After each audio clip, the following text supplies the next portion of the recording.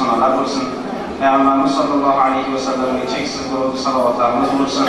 Parvardigoro barchalarimizni qalblarimizni o'zingning muhabbating, Payg'ambarimiz Muhammad sollallohu alayhi vasallamning muhabbatlari, o'zingning kaloming muhabbatiga oshno qilgin. Parvardigoro mana bu ishtirok etgan, tinglagan mana shu qatnashuvchilarni qatnashishligi yo'lda zahmat chekkan, xizmat qilgan barcha aka-uka opa-singillarimizni va barchalarimizni Alloh o'zing ajr hasanatlarimizni ko'paytirib bergin. O'qilgan Qur'oni Karimning hatto kamchilik nuqsonlarini Alloh o'zing mag'firat etib, savoblardan barchalarimizdan umidvor bo'lgan, duo istig'for talab etayotgan azizlarimiz, marhum ota-onalarimiz, avlod ajdodlarimiz barchalarni Alloh o'zing mahramat aylagin.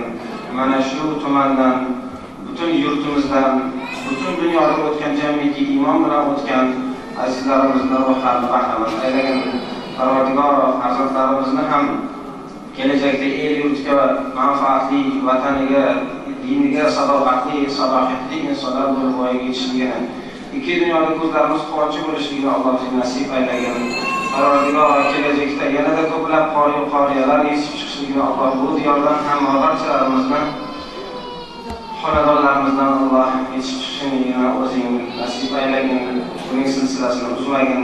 Parvardigoro xizmat qilganlarimiz, homiylarimiz, uylardan joy berib mehmon qilganlarimiz barchalarni Alloh o'zining qalblaridagi o'tib turgan barcha shariat tilak mahsullarga Alloh o'zi yetkazib, zurriyotlardan kelajakda ikki dunyoda yuzlarini yorib qiladigan salohiyatli, qori va amal allomai mukammal bir zotlar chiqishini Alloh o'zi nasib aylagin.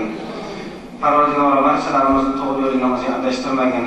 Xosatan mana bu tadbirda xizmat qilganlarimizdan imom domlalarimiz, mutavallilar, noiblari va qo'shni masjidlarning domlalari barchalari kamabasta bo'lib xizmat qildilar. Va yana xosatan tinchlik posbonlari, ichki ishlar xodimlari, barcha aka-ukalarimiz, barchalarni Alloh o'zing qalblaridagi shariatlik mahsullarga Alloh o'zi yetkazib, xonadonlarda fayz, futuh, barokatlar, Qur'on, iymon nurini Alloh o'zi ziyoda qilgin. Parvardigoro barchalarimizni Allohning o'zining kalomini hidoyatiga boshlagin. Va sallallohu ta'ala ala xayri xalqihi Muhammad va ala alihi va sahbihi ajma'in. Ertaga soat 9 da mana shu masjidda yig'ilamiz.